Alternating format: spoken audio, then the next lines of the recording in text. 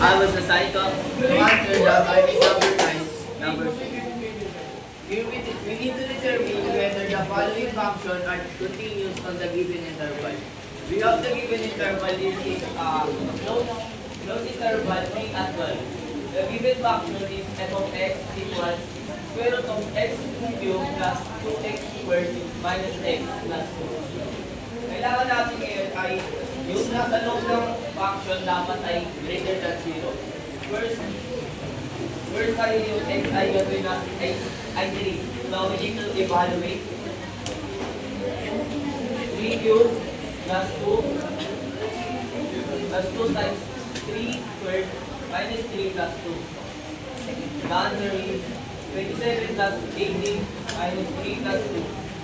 The answer ay 44, so greater than 0 siya. Next naman ay sa 12 tayo.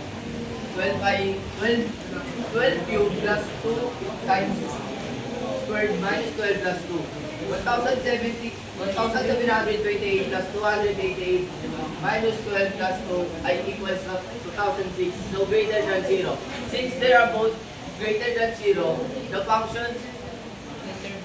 function defined at the endpoint of the given interval. Therefore, it is continuous on the interval, close interval 3 at 12. Ayun lang po.